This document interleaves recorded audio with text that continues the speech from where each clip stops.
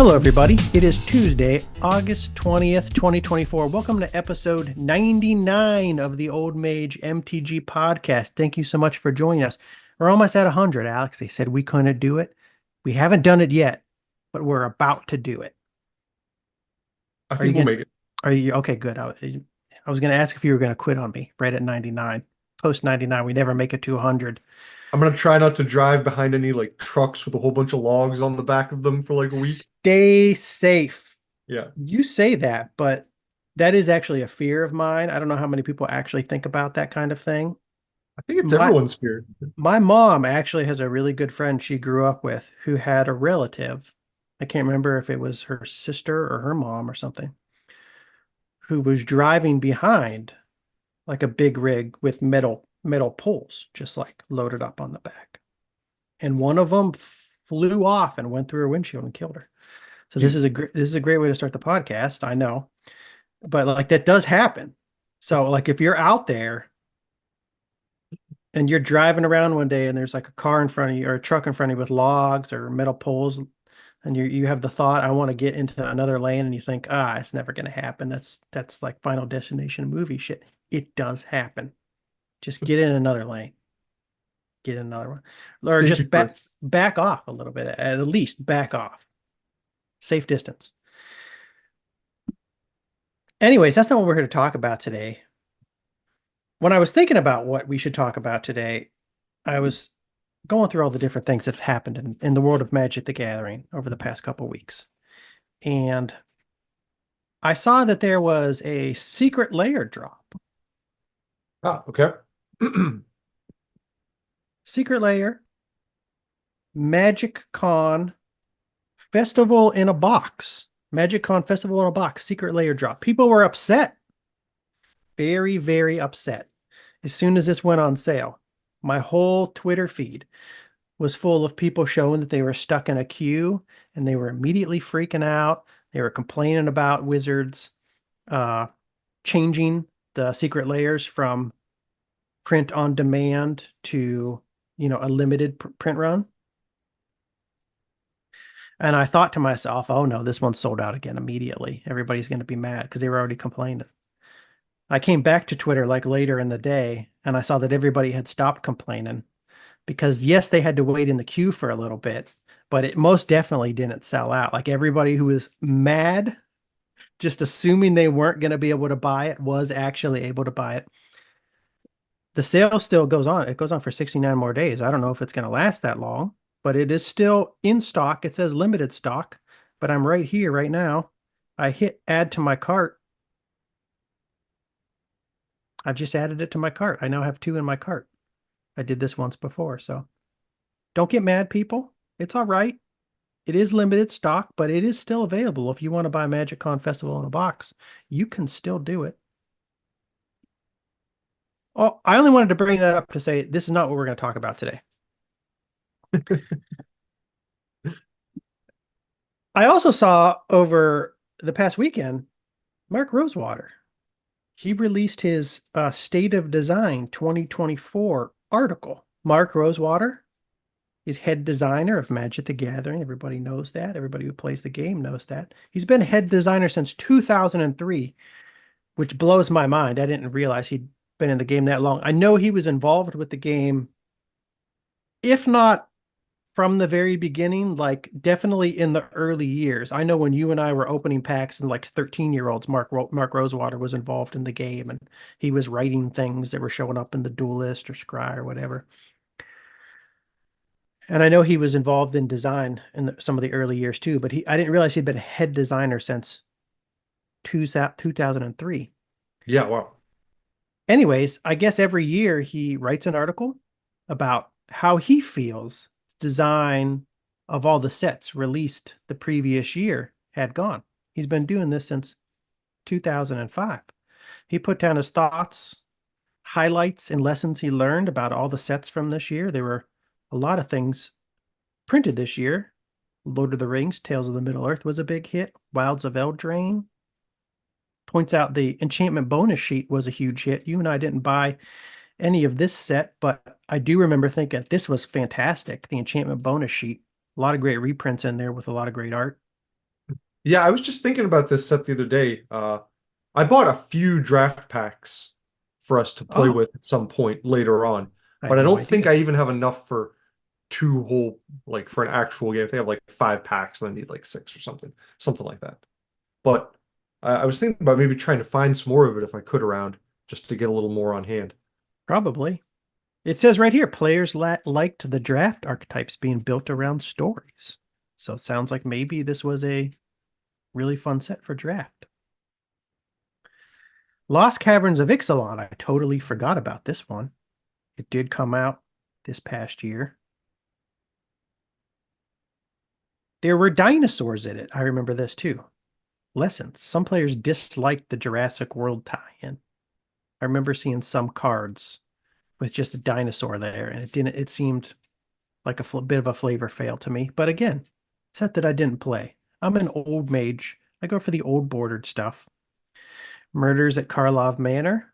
This was very forgettable to me. Outlaws of Thunder Junction, the set that they made this year where they took different characters from the history of Magic, put a cowboy hat on Put a cowboy them, hat on. and then Modern Horizons 3. So it was a busy year, but we're not going to talk about this article. I just pulled this up to say that this is another thing we're not going to talk about on today's episode. One more thing that happened over these past 2 weeks, there was a major pre-modern tournament. This is something that I'm very excited about. The Universal Premodern Championship happened this week in Germany, I think in Darmstadt, Germany. You know what city I'm talking about, Alex, right? I don't know how to pronounce it. Darmstadt. You know what I'm talking about? No. Oh, I thought you would. Okay. Never mind then. There's a city somewhere in Germany called like Darmstadt or something like that. They held the Universal Premodern Championship. I don't know why they called it the Universal Premodern Championship. There's a European Premodern Championship. There's a North American Premodern Championship, I believe, that happens at LobsterCon. This is the Universal Premodern Championship, happens in Germany. I only bring this up to say we're not actually going to talk about this today. I haven't watched all of the episodes yet, but you can watch the tourney, all the gameplay, hours and hours of gameplay. I think like an entire day's worth of gameplay videos on the Walk Walk MTG Twitch channel. So that's twitch.tv/WAKWAKMTG. I am going to watch this over the next couple of weeks. We'll talk about it eventually. I'm just not ready for that today. But now that I've talked to you all about the things we're not going to talk about, what are we going to talk about today, Alex? Well, today we're here to discuss some old border Magic the Gathering cards, not necessarily pre-modern, but cards from the pre-modern era. I wanted to discuss a late 90s era deck that's built around one of the Weatherlight cards that changed the world, according to author Mike Flores. That was the article we discussed last week, the Weatherlight cards that changed the world. If we still have some time after we go through that, I might also do some yapping about some recent purchases. I have a lot of yapping to do, and I made a lot of recent purchases. I bought 900 cards the other day. It was all bulk. Ask me how much I paid per card, Alex. How much? 1.1 cent per card. I was very excited about that. What a steal. Not everybody probably gets excited about bulk, but somebody who, so I am somebody who quit Magic a long time ago. Early 2000s, 99, 2000. Kind of stopped playing. Kept all my cards for a few years, but then a few years after that, I just tossed all my bulk. I kept some select rares over the years. I sold some of the more expensive ones. Tossed all my bulk. I came back to Magic 2, 3 years ago. I don't have any damn bulk. So like all I want to Whoa. do is build a bunch of decks. Most of the decks, consist of cards that are cheap to pick up, but it gets annoying just paying 50 cents for this card, 50 cents for that card, buying them online, having people ship them to you, paying the shipping. I was paying shipping for lands. I finally found a store nearby that will sell me bulk. I don't have to buy these cards for 25 to 50 cents any longer and pay shipping. I can just go there. I can buy them for 1.1 cent. I'm going to talk about some of those purchases.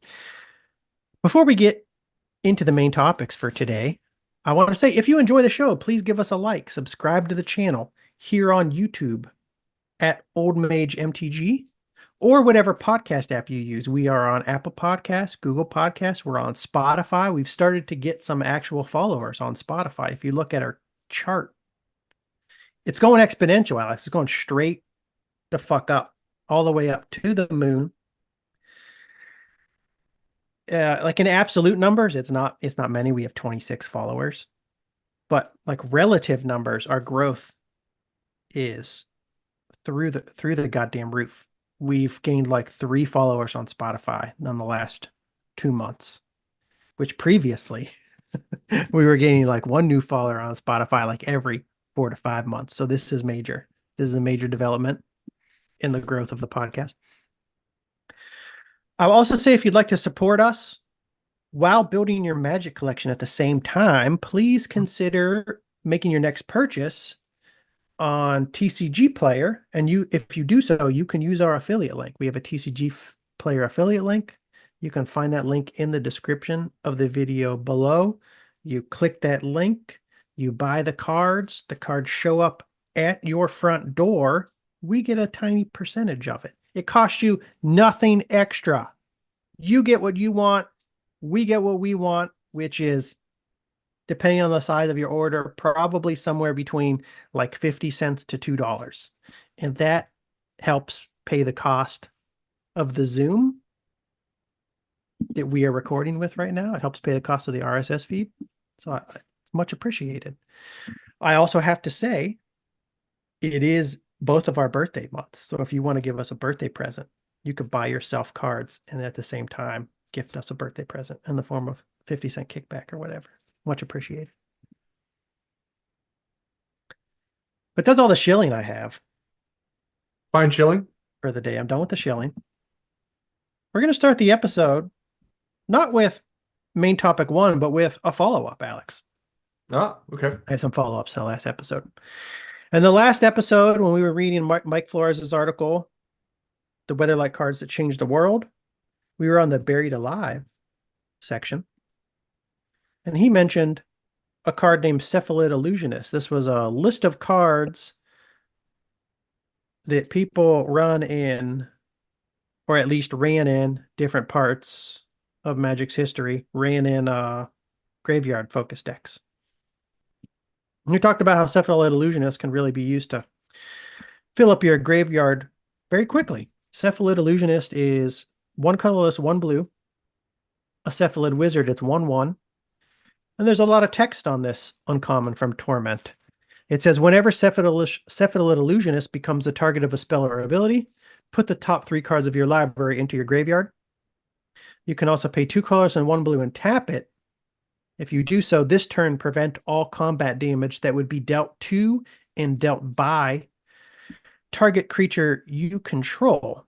So I read this card for the first time when we were on the podcast a couple weeks ago. I don't remember seeing it before.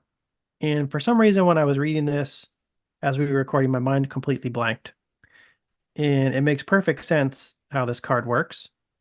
And it's perfectly clear why it's so good in a deck that you would want to. It's so clear why this would be a great card to use in a deck where you want to fill up your graveyard. But it just didn't make sense to me at the time. And I was too focused on this tap symbol right here in the text. As I was reading, my mind was just staring at this tap symbol. And I was overlooking the fact that this mill effect, this put the top 3 cards of your library into your hand, or sorry, put the top 3 cards of your library into your graveyard, it doesn't require you to tap the card. There's different effects this card has. The damage prevention requires you to tap, but the milling does not require you to tap. One thing I was overlooking when I was reading the card for the first time a couple weeks ago. That is important. Second thing, I wasn't thinking about other cards that I know about, but they weren't coming to mind at the moment. Other cards that have activated abilities that require 0 mana, and then you could use to repeatedly target the illusionist. Like the Encores, Alex. Did you mention the end cores at all last episode? I can't remember. I don't think I did mention the end cores. I think I Okay. blanked. We then mentioned them on a phone call a couple days ago. I was like, ah, man, why wasn't I thinking about the end cores? Cephalid Illusionist, exactly. So you can use the end cores. There's Shaman end core, which is just on its own probably the better card. But then there's Nomad's end core, Yeah. which if you We just want just to use it to target your Cephalid Illusionist is probably better because it just costs one white. So you can drop this turn 1 and drop the Cephalid Illusionist turn 2. So Nomad's End Core is 1 white, 1/1, summon soldiers, 0, redirect 1 damage from Nomad's End Core to a creature you control. So pay 0 mana, you could repeatedly activate this ability to target Cephalid Illusionist. You don't need yeah. to tap it, and you don't need to devote any mana to it. So it's obvious now how Cephalid Illusionist can really fill up your graveyard. You could just, activate Nomad's End Core 10 times, targeting Cephalid Illusionist to mill 30 cards into your graveyard. The other key is, and I believe this is true, I did some digging, based on my current understanding of the rules, is this ability of the End Core creatures to prevent damage or to redirect damage, it can be activated before damage is actually sent their way. So you don't even need to damage them or have your opponent damage them in any way to get this combo started. Yes, I believe that is correct. Yes. So Which yeah, makes it very cheap, reusable ability to target one of your creatures. very much so. I started wondering, I wonder if anybody's using this with Nadu. Didn't the reason those old legendary cards spike in price is because it was just 1 mana to target as many creatures as you wanted? Yeah, and so I don't know a But ton they are about the instant. I huh? They are instant. The one thing that would be better about them still is they can be cast at instant speed. They are instants. Yeah, and now So, I think you have some newer cards that do this sort of thing, but maybe even a little bit better, like Lightning Greaves and Shuko, which are both artifacts that allow you okay. to uh, equip for 0 over and over and over again. Plus, they have an extra ability that like buffs the creature that you attach it to. So, uh, I think I saw a meme or something that like was like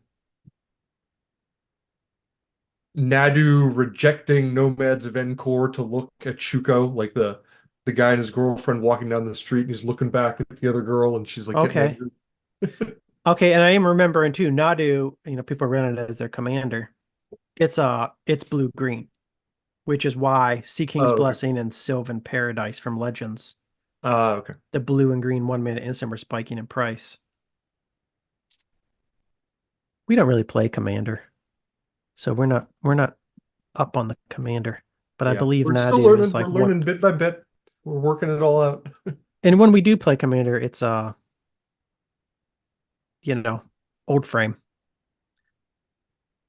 We're not trying to play like competitive modern CEDH or anything. Yeah, Nadu is Nadu Winged Wisdom, 1 colorless, 1 green, 1 blue.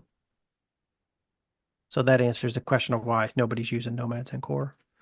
You can't cast the damn thing when your commander only has blue and green in their casting cost. But anyways, that's Cephalid Illusionist. I was temporarily confused seeing the card for the first time. Sometimes when I'm reading about something for the first time on the podcast, my mind blanks, even though it's very obvious. There was also a viewer, a kind viewer, chimed in the comment section of our last episode on YouTube. Lion Langer 1804 said the most notorious combo with Cephalid Illusionist from this time should be with Nomad's End Core to mill all the cards in your deck by targeting the Illusionist over and over with Nomad's ability. So that is exactly what people did. Heck He then yeah. goes on to point out some kill conditions you can use with this combo too. With enough creatures in the deck, I can imagine going for a lot of mana with Songs of the Damned and then Drain Life would be a possibility. Mm-hmm. So Songs of the lots of Dam, that's good. lots of things you could probably do with this combo. But that is a follow-up. Another follow-up. This was about the same topic. When I was reading that list of cards that Flores mentioned, in the Buried Alive section, he went from Cephalo Illusionist to Flamekin Zealot. And I was like, Flamekin Zealot, how does this help you fill your graveyard? This isn't a mill card. Flamekin Zealot is one colorless, 2 red, 1 white, 2/2 elemental berserker. It's printed in Ravnica. It says when Flamekin Zealot comes into play, creatures you control get +1/+1 and gain haste until end of turn. So yeah, this is not a card, of course, that's used to mill your deck or to fill your graveyard. It's really the haste that matters here. It's not about stocking your graveyard, I think. It's about having the Flamekin Zealot in play when you're bringing something big out of your graveyard. Because then Okay. all the creatures that come out of your graveyard come out hasty. They're fired out of a cannon straight at your opponent's face. You know what I'm saying? Yeah.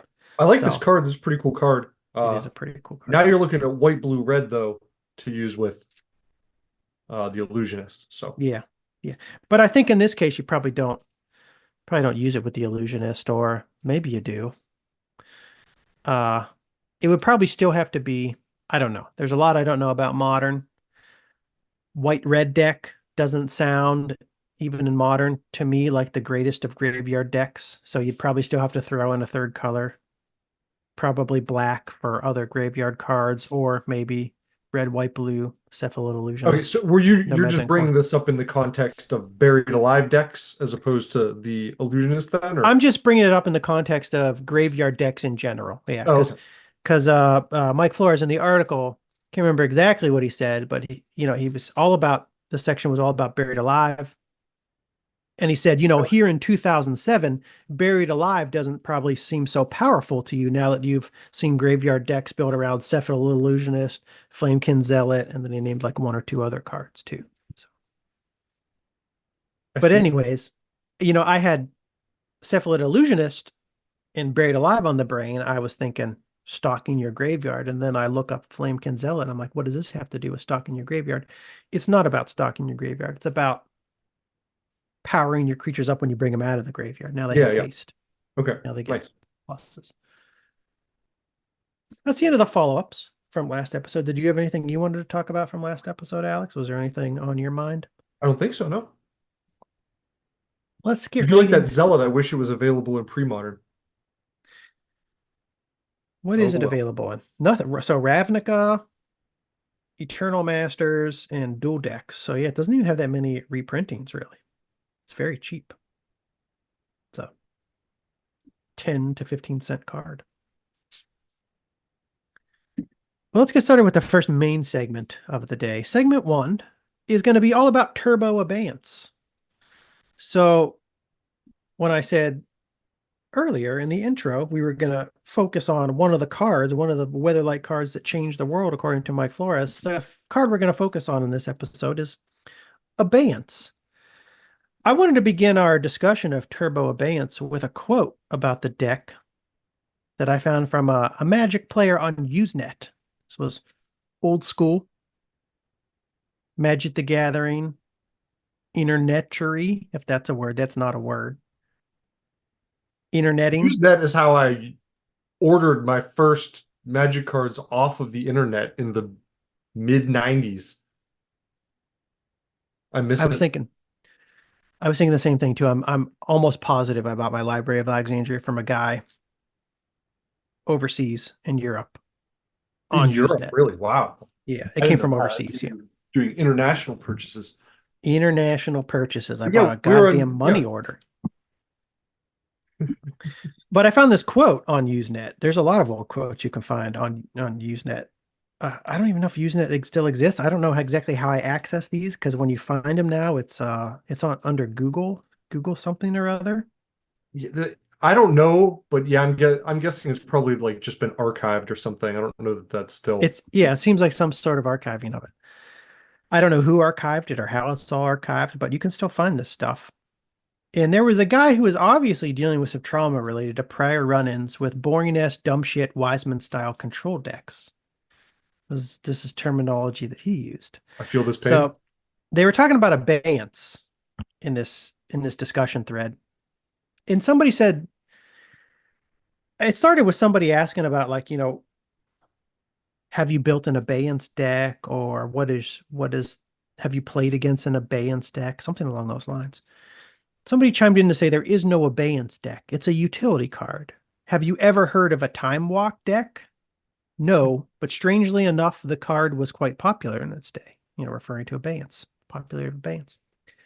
And then somebody named Alan Like chimed Time in. He Walk, I said, think. Is that second part of the sentence mean Time Walk? strangely enough, the card was quite popular in its day. I don't think he's talking about Time Walk there because I don't think it's strange to anybody that Time Walk was quite popular in its day. I think this person probably thinks Oh, I it's see. strange that Abeyance was popular in its day. Yeah. Either way, it's the same That's situation. my thought when I Just read comparing them as utility cards that similar go into the situations. deck. Yeah, Yeah. exactly. So somebody named Alan chimed in and he said, I think I've actually read this quote before, very early episode of the podcast. We were talking about some other dumb shit ass Wiseman deck. I don't know. Not my terminology. It's this person's terminology. I was inspired by Wiseman's deck building when I was a youngin. Somebody named Alan came in. He said, actually, I think Wiseman has some stupid, typical Wiseman, boring ass, dumb shit deck that he called the Turbo Abeyance. And I saw a deck that's whole function was to get some weird soul Devi Digger Abeyance during every upkeep and kill him with a factory deck. I just love the fact that he referred to this as some stupid, typical Wiseman, boring ass, dumb shit deck. This is a guy who definitely doesn't build control decks and definitely did not enjoy playing against control players back in the day. Who hurt you, Alan? Who hurt you? So while I don't really tend to play a lot of heavy control decks, I do appreciate them. I did more so back in the day. Now I'm not playing any control decks. I'm building like all red, green, aggro kind of stuff, stompy stuff, red, green, mid range, playing a little bit with the rock. But I do still like different control decks, and I like to learn about all the different control decks that people have designed over the years. And I think Turbo Abeyance is a really nice one from the Weatherlight era. We've talked about a couple turbo decks on the pod so far. I believe the very first one we talked about was Turbo Xerox. So this is a little bit of a lead-in into what exactly Turbo Abeyance is. Turbo Xerox was developed by Alan Comer.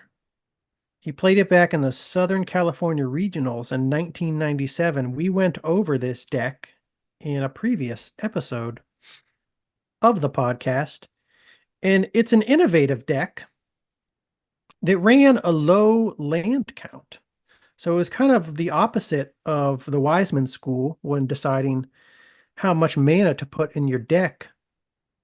Wiseman's decks tend to have higher land counts. And back when I was playing my budget version of the deck when we were in high school, my Power 9-less version of the deck, I usually started with like 24 lands and I had a Soul Ring. Sometimes I would up my lands a little bit to like 25 or something.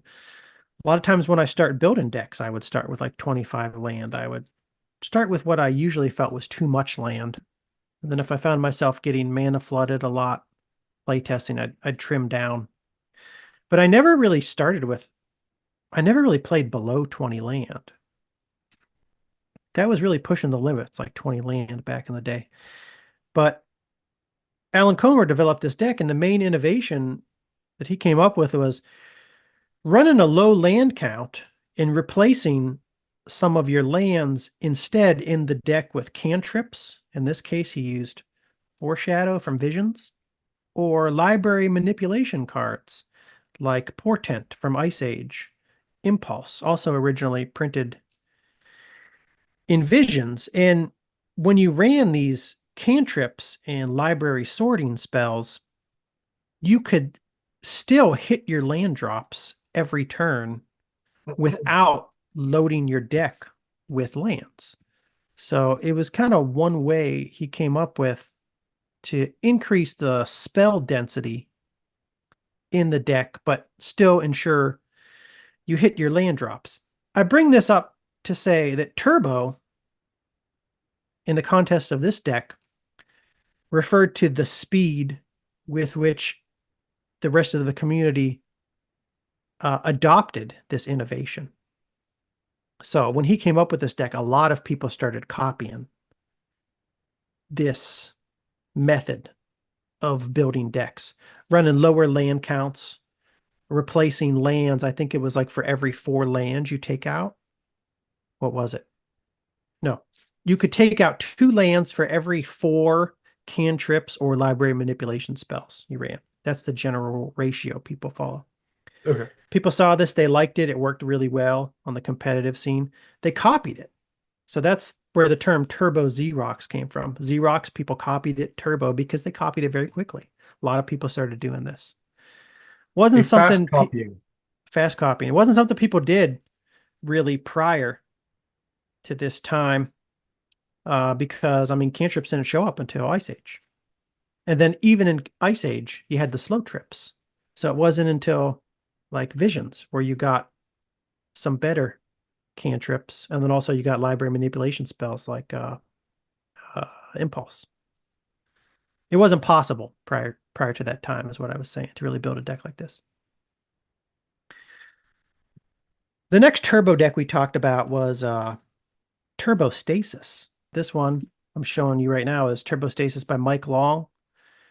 He used this deck to come in 4th place in the 1996 Nationals. The kill condition for these Turbo Stasis decks is really Howling Mind. You deck your opponent. Keep them locked with Stasis and Kismet. Use Howling Mind to draw a bunch of cards. Boomerang your Stasis or bury your Stasis with Despotic Scepter.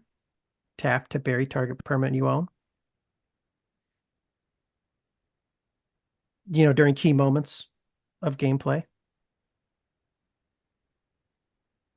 Draw as many cards as you can. You can run an Ivory Tower to gain life. Counter key cards that your opponent might that might cause problems for you. Arcane Denial, Force of Will. And Felden's Cane is key. So your opponent's probably not going to be running a Felden's Cane. You're going to cause them to draw a bunch of cards with Howling Mind. They're not going to be able to play those cards or do anything really with those cards because you have a Stasis and Kismet lockout. And then at some point you play and crack your Felden's Cane. You reshuffle your graveyard into your library. You got a fat library again. Their library is probably very thin. Eventually, they're not going to have any more cards to draw. They're going to lose the game. So it's just a lock. It's a lock deck. It's a Stasis deck, but it wins by decking your opponent. You cause them to draw a whole bunch of cards with Howling Mind. So the turbo in the Turbo Stasis deck refers to the speed with which they're drawing cards, right? You're speeding up the card draw. You're speeding up the decking of your opponent. So it's different from the way turbo is used in Turbo Xerox. The next turbo deck I wanted to go into is the one we're going to focus on today. It's the Wiseman Turbo Abeyance deck. And I brought up the Turbo Stasis deck because the Turbo Abeyance deck is a very similar style of deck. This is a turbo deck because it also speeds up card draw. And the win con is also decking your opponent. It's not turbo because it's fast. It's turbo because you force your opponent to draw a bunch of cards until you deck them. So the Turbo Abeyance deck, like the Turbo Stasis deck, it's creatureless. It has, he ran this specific deck as Turbo Abeyance that was played by Brian Weissman in 1997 Nationals. And he ran 10 sorceries. Some of these, we're going to hit some Weatherlight cards here, which is why I wanted to highlight this deck because, we just started talking about Weatherlight. This features not only Abeyance, but some other cards that were new when Weatherlight was first printed. He runs, amongst the 10 sorceries, you have 1 Armageddon. You have 2 Gerard's Wisdom.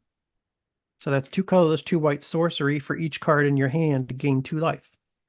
I'm glad to see this because I have this card and I'm happy to see a use for it because it's just sat in my box forever.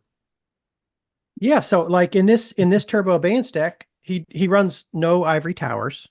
The old Turbo Stasis, we would see Ivory Tower. They would use Ivory Tower to gain life from all the cards that are probably going to be in your hand when you're playing a lockdown control style deck and also casting multiple Howling Minds. You're going to have a full hand, right? The if you have a 7-card hand, every time you play Gerard's Wisdom, you're going to gain 14 life. Mhm. Right? So he runs 2 Gerard's Wisdom. I feel like, I mean, like Ivory Tower though, like is, you know, it's cheap and it lasts. It's like, is it more, which one's more economical? I don't know. I don't know either. I'm not sure. Uh, this was a deck that was built in 97 for nationals. I'm sure there were rules designed around the deck building. I don't know if Ivory Tower Yeah, there might be was. meta reasons for not having the Ivory Tower for sure. Yeah, Um, I'm not sure. I don't know if Ivory Tower was Ivory Tower ever a yeah, banned it might not card? even been around then. I think it was in like fourth edition or Was Ivory Tower ever banned in MTG? it might have been. Restricted. I knew it was restricted. Ivory Okay. Tower had been restricted from May 94 to October 99. I don't And it see was in any. fourth edition. Um, what format was this again? I'm not sure. Okay, because if like fifth edition was Yeah. out and that was what they were using, then there wouldn't have been an Ivory Tower available. My assumption was just always that Ivory Tower was always available at all times. I don't know that to be true, but that is just what I thought. Yeah, it looks like it went out of print after fourth edition. Okay. Well, this was 97. Uh, Yeah, so that would have been after that, I think. so I believe the format at 97 Nationals was they did a draft round and they did a standard round. I can look up the standard timeline, Fifth edition came out in March of 97. March of 97. So it's possible, yeah, that Ivory Tower had rotated out around that. In any case, Okay. it's not too Okay. important. So I've Ivory got it Tower wrong. was not, you're telling me Ivory Tower was not printed in 5th edition? Correct. Okay. I see. I didn't even know that. Ivory Tower was just always a part of the game in my mind. Oh, January. I'm looking at the standard timeline on MTG Wiki. 1997. All cards on the restricted list are moved to the banned list. Oh, Banned, Balance, Black Vice, Bronze Tablet, Channel, Ivory Tower, Jeweled Bird, Land Tax, Mind Twist, Rebirth, Strip Mine, Tempest of Freet, and Tamarine Fiends. huh. So this I is feel like something I that remember that happening at one point, vaguely. this is And then something like, that happened at the beginning of 1997. So there you go. But that being said, if you have a handful of 7 cards and you casted Gerard's Wisdom, that's 14 life you've gained. mhm. Uh, it's not that easy, especially back in 1997, to do 14 damage. It takes a while. You need Especially four. when you're being locked down by a stasis deck. Exactly. Yeah. Well, and this isn't a stasis deck, but similar. Or Especially when yeah, you're being prevented from doing a control lot deck, of sorry. things. Yeah. So 2 Gerard's Wisdom. The next sorcery, he ran 1 Paradigm Shift. This is a sorcery from Weatherlight, 1 colorless, 1 blue. Remove all cards in your library from the game. Reshuffle your graveyard into your library. So this is his Felden's Cane Yeah. with this deck. And then he runs 2 Recall, which I know Wiseman likes. I swear I've heard him refer to this card before as like the 10th power card. It's like, I've heard him give talks where he's like, if there was going to be a 10th power card, it would be Recall. He runs 2 Recalls. And he runs 1 Relearn. So Relearn is a sorcery from Weatherlight, 1 colorless, 2 blue. Return target instant, interrupt, or sorcery card from your graveyard to your hand. So he has these 3 recursion spells now too, 2 recalls and 1 relearn. If you use either of these to target your Gerard's Wisdom, that's again another 14 life you can gain. So you can see how just, casting this Gerard's Wisdom and then just recurring it a few times, you can gain 14 life, 28 life, 42 life. You know what I'm If you saying? even That's a need lot of to, life. I'm sure you're probably If you need to. going after other cards. Yeah. most of the time. And then he runs 3 Wrath of God, which is a great Mm. card in any standard control deck. So those are the 10 sorceries. He runs 21 instants. Here we have 4 Abeyance. This is the key card. The Abeyance in Turbo Abeyance. 1 colorless, 1 white instant until end of turn. Target player cannot play instants, interrupts, sorceries, or abilities requiring an activation cost. Draw a card. Practically a time walk. Almost. And then he runs different counter spells. You have 4 Arcane Denial. This is a great counter spell we've talked about before in the context of like Black Vice decks or decks like this where you try to deck your opponent. You are fine with them drawing 2 extra cards to counter their spell. That's cool. And then he runs 2 standard counter spells, 2 disenchants, 1 Enlightened Tutor, 4 impulses, 1 mystical tutor, 3 swords to plowshares. So you have your tutors, you have your standard blue-white control cards, you have your Abeyance to slow your opponent down. The Abeyance, again, is also a great target for your recalls, your relearn. I mean, cast 4 Abeyance, recall, get them back in your hand. You could just obey people over and over and over again. Artifacts, you have 4 Howling Mine, 3 Mind Stone. Nice. I like to see it. This is just a mana stone from Weatherlight, 2 colorless. Tap to add 1 colorless mana to your mana pool. You could also pay 1, tap it, sacrifice it to draw a card. So, you know, it's some extra mana when you need it. It's also a cantrip when you want to sacrifice it. And then he plays an enchantment that I don't think I've ever seen played before. I mean, I'm aware of this card. I don't remember ever playing with it. It doesn't get much play. I know it did get play sometimes back in the day for some control decks, but it's always cool to see a card like this that didn't really get a lot of play. Island Sanctuary, 1 colorless, 1 white enchantment. You may decline to draw a card from your library during draw phase. So normally that's terrible. But when you have Howling Mines out, you can decline to draw a card and still draw some card that turn. Yeah. Also, when the purpose of your deck is to deck your opponent with Howling Mines before you deck yourself, that's great. Decline to draw a card. Let your opponent draw multiple cards from the Howling Mines. Yeah, you can use that at any point to put the brakes on your Howling Mine. Yeah. In exchange, until start of your next turn, the only creatures that may attack you are those that fly or have island walk. So it's, you know, kind of like a mix of it's moat-like, I should say. Mm-hmm. Moat-like. The So flavor of this card is like intense. It's like this is yeah. I feel like this era of Magic, they were still like maybe I'm not sure how to put it. Like they like really literally interpreted the card as far as what abilities they gave the card. yeah. Yeah, no, that's very on flavor. If you want to get to the island, Yeah, you have to fly or have Island Walk you to have get to to the fly or island. swim. Yeah. And then lands, your Adakar Waste, your Gemstone Mine, your islands, your plains, and then he runs run 1 Kilderon Outpost. Okay.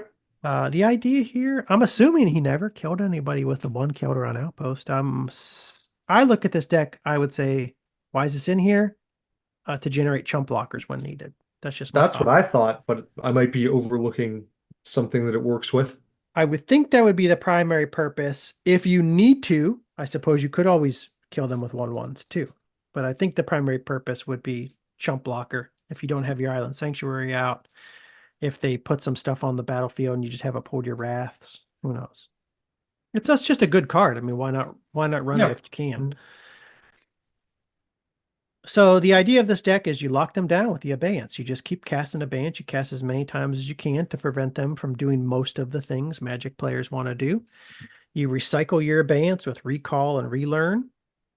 You deal with their creatures using Wrath of God, Swords to Plowshares, Island Sanctuary, counter spells, maybe generating chump blockers with Kyotoran Outpost. If they get through early game with some direct damage or some creatures, you try to build your life total back up with Gerard's Wisdom. You use Howling Mine to deck your opponent. and you use Island Sanctuary or Paradigm Shift to make sure that your library remains larger than your opponent's. So I think this is a pretty nice example of an Abeyance deck. I like it. I like this. I like this deck. I like it even more than the Turbo Stasis decks, but it might just be because I don't have any experience playing Stasis, and I always think I'm gonna like screw myself with Stasis because I'm not an experienced Yeah. Stasis player. Well, it's tough. You're Yeah. like, do I want to commit to this lifestyle when you're making the stasis deck? You have to worry, you have to build around hurting yourself, and then you have to be prepared for lots of really long games. This not, I'd imagine. I mean, I look at this deck and it doesn't seem like, it's not a simple deck to pilot, especially in a competitive environment. I see this considering your win con is to deck your opponent. I imagine a lot of very long games, a lot Mhm. of intense focus for an entire day. Tough I would decisions to make. Yeah. decisions to make. I would definitely screw stuff up, Hmm. but I still have a better chance of running this deck, I think, than I would running a stasis deck where I don't get an untapped phase, Hmm. No, I Yes, like that overall. There's enough stuff in here that's like a little bit different and unusual for me that it makes it feel fun and different and not just like a boring old control deck. yeah. I don't think this is a boring, dumbass, dumb shit Wiseman control deck. I think it's a fun deck. I like it a lot, actually. But it feels like when you're playing across from it. I would be I'm sure I would be very irritated if I was playing Brian Wiseman and he had his Turbo Abeyance deck. I'd probably just go home for the day. But he used this deck to go 4-1-1 at Nationals in '97. Some say he actually went 5-1, Alex. Some do I say read that. that. Yes, I saw that. It's officially 4-1-1, but some say 5-1. Brian had these comments on the deck. I found this quote. I was happy to assuage all skepticism about my deck with my 4-1-1 showing. Maybe he saw Alan's comment about his dumb shit ass Wiseman deck. He was like, I'll show you, Alan. Uh, he had a 4-1-1 showing. Then he says, actually, my record would have been 5-1 had I not been cheesed over by Henry Stern. Yeah. He cheesed them. This is literally the first time in my life I've ever heard anybody say they've been cheesed over, and I like that. I don't actually know like really what it means. Like contextually, I can, figure out what it Yeah. means. But if somebody just walked up to me and said, what does cheesed over mean? I'd be like, I'm not really sure. I've never heard anybody say it in my entire life. I'd say the sandwich you're grilling got sloppy. Started I spilling. I don't think Wiseman, I do not think is from Wisconsin, but this sounds like a phrase that would have originated in Wisconsin. I'm Googling cheesed over, cheesed Wiktionary. Cheesed off. Heard that. Yeah. Merriam-Webster has cheesed off. The meaning of cheesed off means angry or irritated, chiefly British. I've heard this. I mean, I've heard cheesed off, I Okay. suppose. So cheesed over. And just plain cheesed, I mean, I feel like everyone who plays games of any sort knows that that means, doing something cheesy to win, exploiting something or doing some dumb repetitive thing over and over again to win. Okay, I didn't know that. So Oh, really? maybe that's really how he's using this. People in games, like in video games, will say like if you're gonna fight a hard boss and you find some like dumb trick or exploit to beat him, you'll be like, all right, I cheesed my way I cheesed that boss, whatever. This is probably how he's using it then, because we are talking about gamers here. And you'll see But what Henry. this is still a little bit different than that. Well, you said exploiting some loophole or something. It Uh-huh. sounds to me like Henry exploited something in the rules book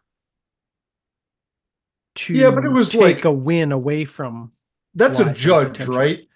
So like I that's what I'm judge doesn't really have like an interest in yeah. winning, so it's not like it's his opponent cheesing him. It's more like they used a cheesy rule interpretation. What I don't know is I can't tell if Henry Stern in this case is a judge that was watching the game or if it was another player that was watching the game and alerted the judge to what happened. I'm not sure. Oh yeah. We were talking about somebody playing a Goblins deck last last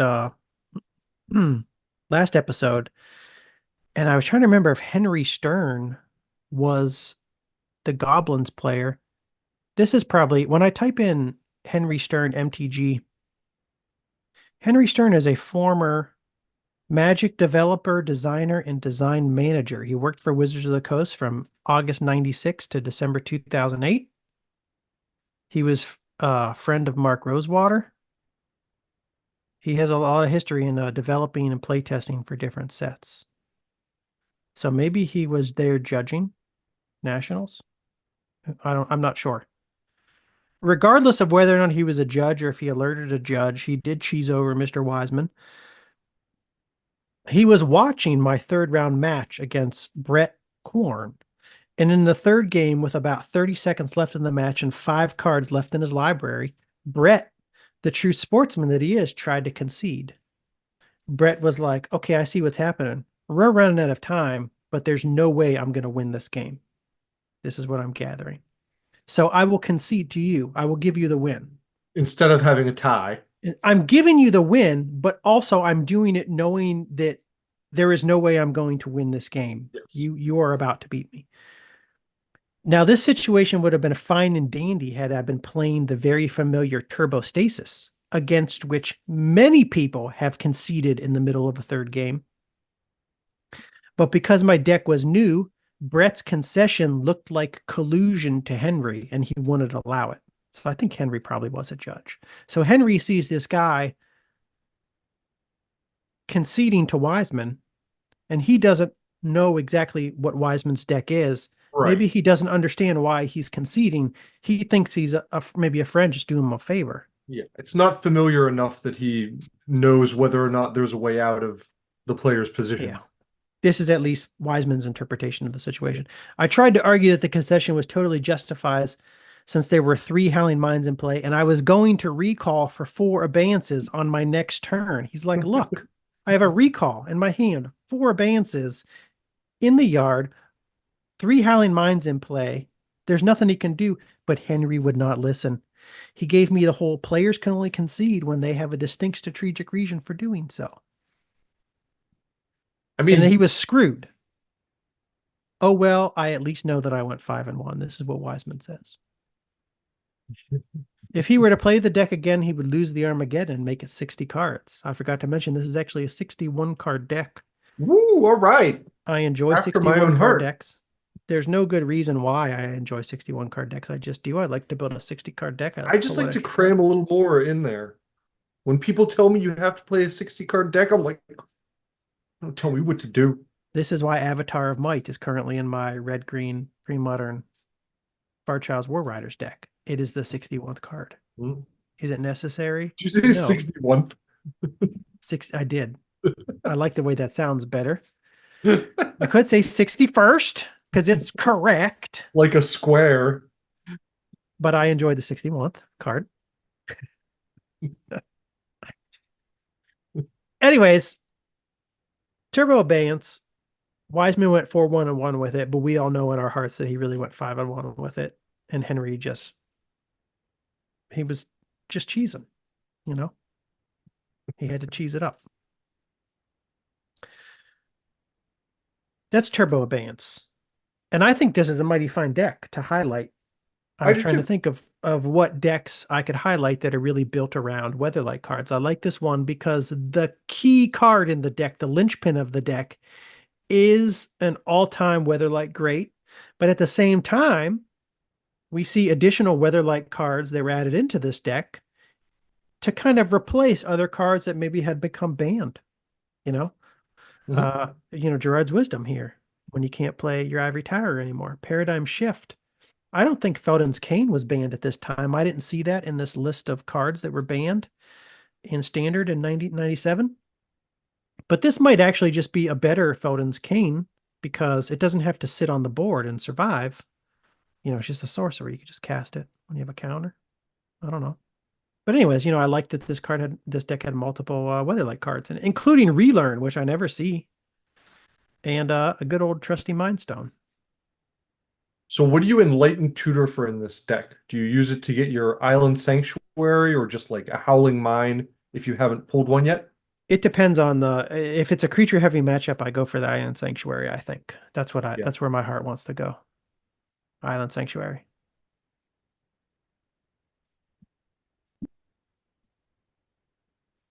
That's what I would do. Assuming I would assume that I was going to pull the Howling Mine eventually because I have four. So I would let the odds be in my favor for the Howling Mine. I would use the Enlightened Tutor to get the Island Sanctuary. Unless I'm playing like a creatureless deck and I just don't even bother with the Island Sanctuary. Then I just go straight for the mine. Maybe if I'm drunk, I go for a Mind Stone. I don't know. You're drunk. If I have to be under the influence. I think the deck's pretty cool. I would like to try to play this. Yeah. Maybe even tinker with it. Not that I think I'm super smart and could make it better, but I could see one or two cards in here that I think you could probably find like especially in you're in pre-modern, you're in a bigger format now. That's You could find, exactly what I was going to say. You have a even larger card pool to play with in a yeah. pre-modern. You could probably definitely do some things to make this even better. It might even be, since you're running like four Howling Mines and different card draw, it might even be fun to try to like combine this with Forbid in some way. For a Forbidian, we got to talk about Forbidian decks too at some point in the not too distant future. But I wonder if you could meld the Turbo Abeyance deck with the Forbidian deck in some manner. Forbid being that counterspell that you can cast by, discarding two cards from your hand. Let me remind myself really quickly if you have to discard two blue cards. Forbid. Forbid is an Exodus counterspell. One colorless, two blue. Counter target spell. Buyback, choose and discard two cards. So it's just not blue cards, it's just two cards. And this was run in those decks with Forbidian, because you would attack with Forbidian. If you got through, you could draw a card. In decks that allowed you to draw a lot of cards, it became easier to buy back Forbid. You got a Howling Mine in here. Maybe there's some way to blend Forbidian and Turbo Abeyance in some way Mhm. to get even more out of your counter magic. Don't know. Also, you're running it with a card like Paradigm Shift, where pitch as many cards as you want to buy back that Forbid. They're coming right back to your library at some point. So other than the Howling Mines, there's nothing in here that really makes them mill or draw faster, right? Just the Arcane Denial, and Or can deny. they can choose to not So like what I draw. wondered now is like if you want to run a deck like this where you kill them with like Black Vice damage as opposed to decking them, uh, is that like an inherently inferior strategy? Or, just because it involves like maybe another piece? Uh, or could you maybe just try to redo this deck as like a Black Vice deck? Because I know that's how a lot of like old stasis decks worked. Yeah, I was gonna say even the Turbo Stasis decks, they typically also just operated by decking your opponent. Hmm. Uh, but I looked through a few different Turbo Stasis decks, including this one that I pulled up a moment ago, Mike Long's. You do see Black Vice in the sideboard sometimes. So they're not opposed to running the Vice. Okay. And I'm not really sure when you make the decision to sideboard in the Vice. Yeah, I don't know either. I can see it being just like a more streamlined strategy to try to mill them out as opposed Yeah. to doing it with damage. Because if the Black Vice fails somehow, it gets removed, then you don't have any like creatures to back it up to do damage, you know. Uh, but if you change the deck enough, you might want to start messing with that. I don't know. Might be fun. Yeah, I don't know. I don't know why sometimes you go with the Vice. Why do you go with the Vice over milling? When do you switch from one strategy to the next? I'm not entirely sure. Milling is probably going to be better overall just because it's simpler. As long as if you can lock them down perfectly, then you don't have to do anything else. You can just outlast them. Yeah. Um, if you have other things in the deck that can do damage, like maybe you have some creatures that are dual use, they're like a utility creature that contributes to the theme of the deck, but it can also do damage. Then like maybe you start to lean in that direction, is what I'm thinking.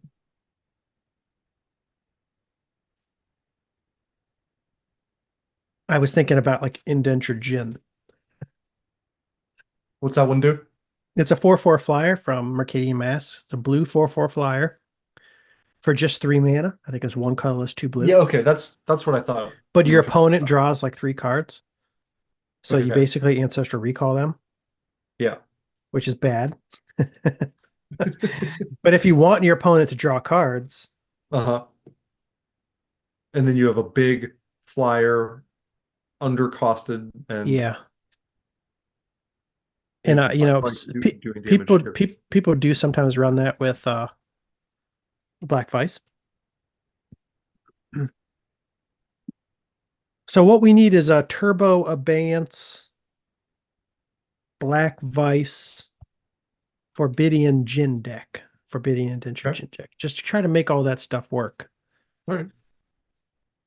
And Indentured Jin, when it comes into play, each other player may draw up to 3 cards. So Oh, again, if you're running a deck where they're like, this person wants to deck me, maybe they're too afraid to draw the cards, and you get yourself out a 4/4 flyer on turn 2 or 3. right. That makes it a little more confusing for the opponent. They don't know if you're trying to kill them with the decking or the damage yet, Yeah. maybe at that point. But now, we're probably getting into the mistake that we often make when we build decks. We see these championship level decks. Trying to straddle two different Like you ideas. said, they are very streamlined. They Mhm. do one thing and they do it very well. And you and I both often want to, like, I find myself like building decks. I'm like, I need 5 different ways to kill somebody. Yeah, yeah. Or I'm worried about this eventuality, so I have to make sure I have some blockers. I Yeah. have to make sure I have some.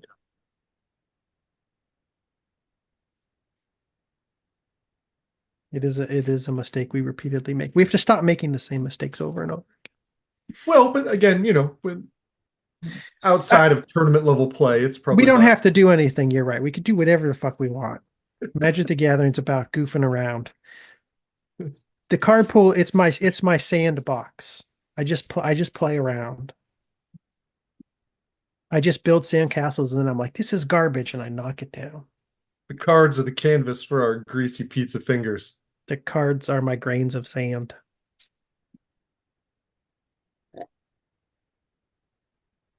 Anyways, Turbo Abeyance. I like it a lot.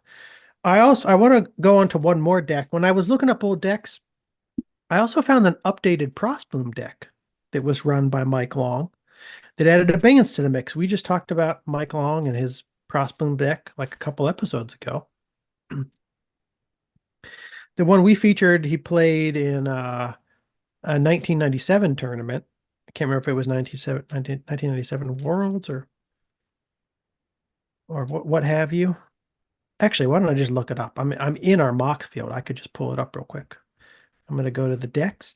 Anybody who's listening or watching right now, you can follow our Mox field. We're on Mox field as Old Men Magic, I believe.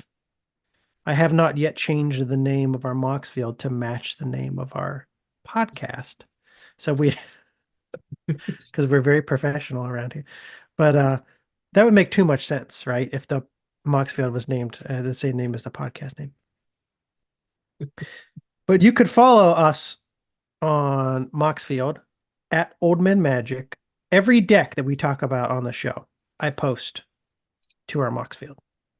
So if you want to see any of these deck lists, follow us at Old Men Magic on Moxfield. What was I looking up? ProsBloom. ProsBloom, Mike Long, 1998 Nationals. That's the one I want to look at now. Maybe I titled it under Mike Long. Son of a bee, Alex. I can't We'll even never find find it. it now. I'm going to search Bloom. Bloom, there was one there were a couple at the top. Bloom Drain. Bloom Drain. There we go. Okay, we talked about his Bloom Drain deck that he played in 1997 Pro Tour Paris. Okay. I found this updated list from Nationals 1998 He was like, I got Contains this a deck. Abeyance is awesome. I want to put Abeyance in the deck. contains Abeyance. So in that 1997 Pro Tour Paris tournament, if you remember, it was Mirage Visions only. Okay. So he was severely limited in the card pool that he could use to develop this Bloom Drain deck. Now, 1998 Nationals, he had a much larger card pool available to him, and we see cards from Weatherlight and Tempest making their way into the deck. So, ProsBloom, Bloom Drain is something that I want to play with, and uh, Premodern. I know there are multiple people out there right now doing that. I haven't built one yet in paper because fucking squandered resources. The kids are buying it up because of the stupid Gitrog monster. And it's, spiking in price. I gotta wait till the Gitrog hype dies down a little bit. We've seen Gitrog hype before. We were looking at the price chart years back. Gitrog spiked. People were playing the Gitrog. They lost interest, as the kids do. They move on to other things. They've I come got off the Get back. Rug train. They've come back to Gitrog. They're all about the Gitrog again because of Bloomborough. They'll forget about it again. On the Something, plus some side, Cadaverous Bloom is cheap now. super cheap. Yeah, people buy your cadaverous blooms. Just buy them. Buy as many as you can get your hands on. Invest in cadaverous bloom. It's You missed Nvidia. You're talking to me about how you missed Nvidia 5 years ago. Cadaverous bloom now is Nvidia 5 years ago. Not sure. Not financial advice. But anyways, I want to play with ProsBloom and Premodern. And I've been thinking about what cards I could add to the Mirage Visions ProsBloom deck that we now have available in Premodern that Mike Long didn't have available to him in 1997. Abeyance is one of the obvious ones.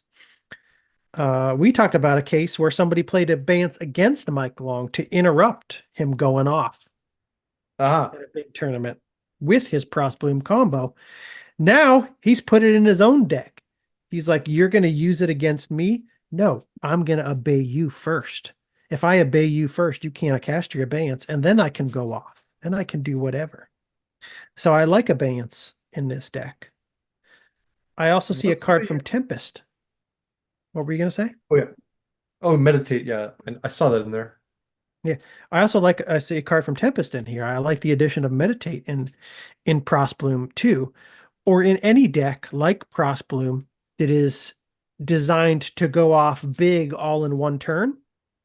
Meditate's a great card to run in a deck like that because you pay 2 colorless, 1 blue, cast this as an instant, draw 4 cards.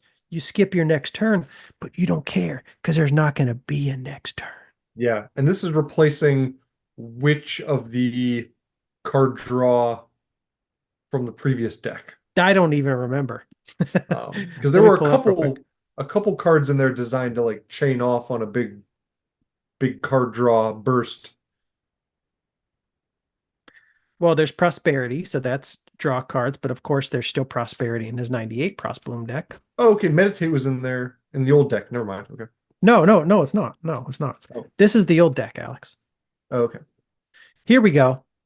The old deck contained Infernal Contract, pay half your life rounded up, draw 4 cards for 3 black. I thought that was in the new one too. Well, that's what I was just going to check. So here we're at 97.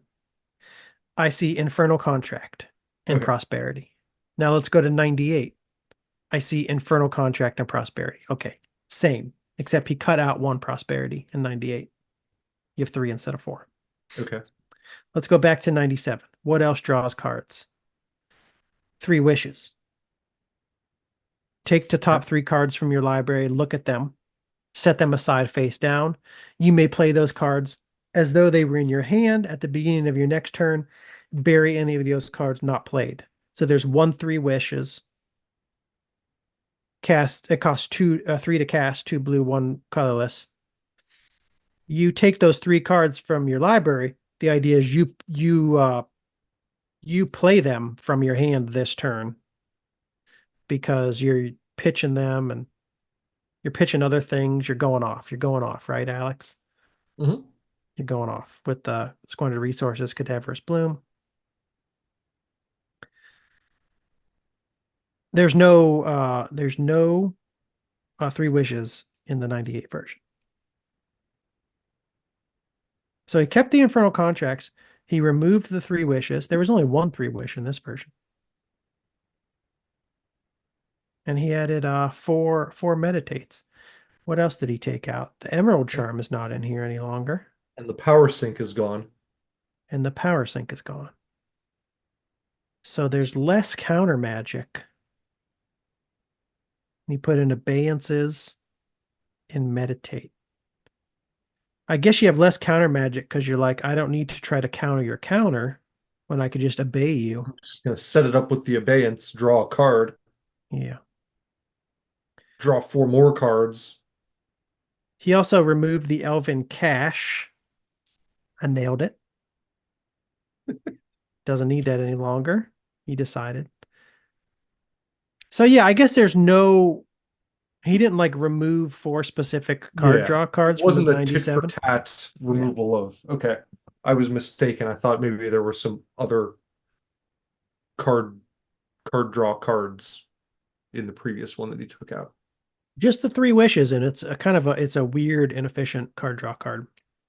Which the Meditate, if all you want is like one more card to help you draw a couple extra cards, the Meditate is a better option than the 3. Oh yeah, I see. Yeah. If you're gonna go off and kill them in one turn. Yeah. Yeah. Okay.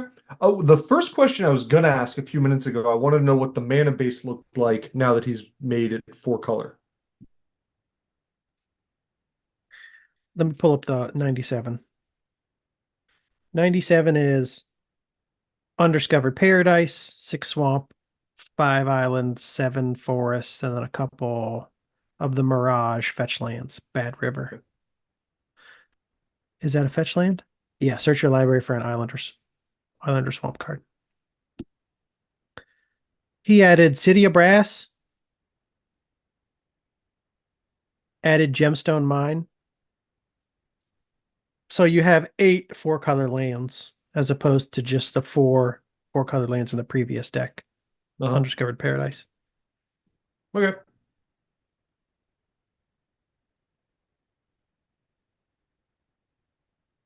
And then you got some color hate in the sideboard here. Pyroblast, Gloom, Chill. 1 Seated Solitude, which we would see in the sideboards of prior Bloom Drain decks. 2 more Abeyances, if he decides there's more to obey. And then an Elephant Grass. It's like a fast aggro creature heavy deck. I wonder what situation makes him sub in the 2 extra Abeyances and be like, I need all 4. I don't know.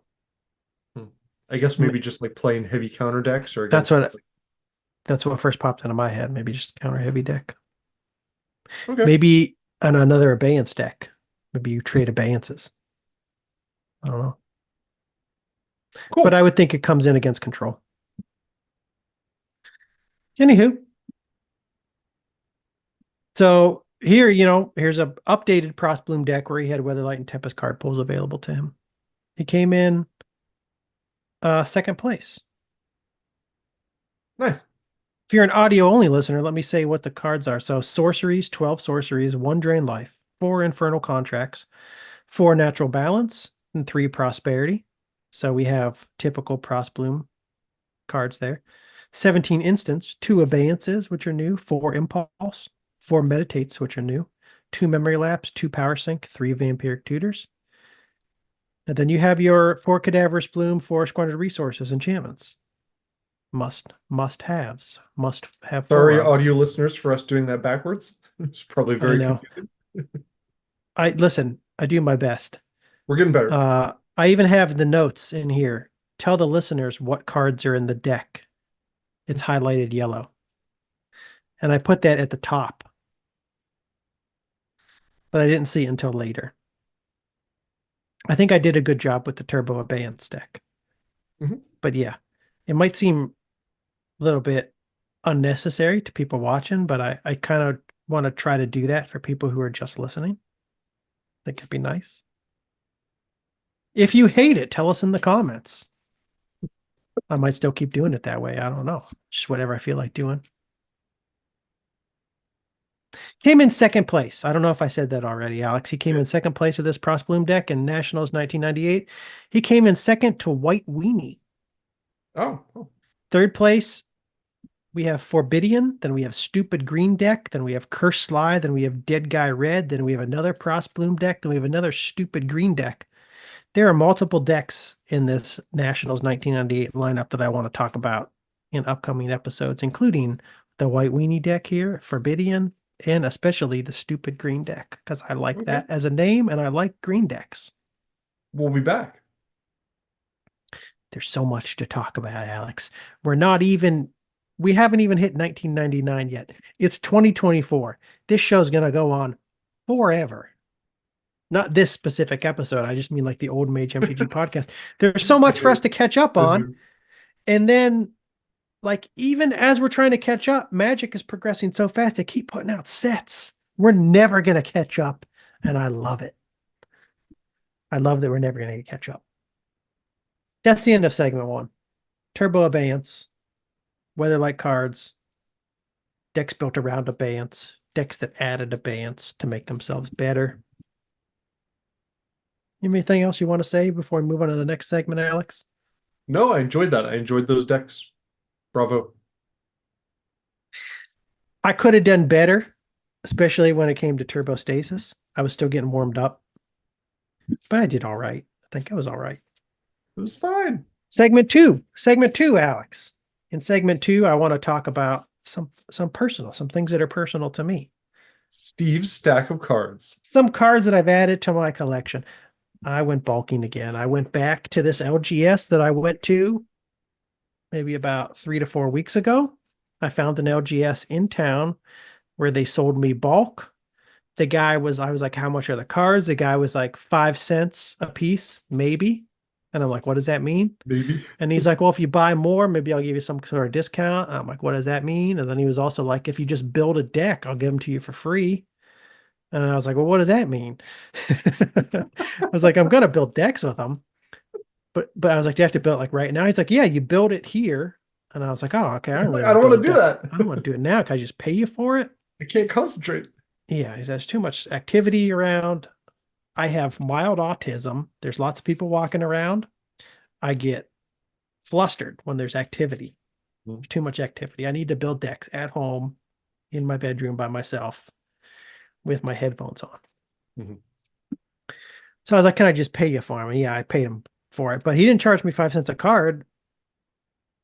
I'm not sure how much he charged me. He just kind of came up with a price. I think last time I bought like a couple hundred cards, and I think But he it said was 10. trivial.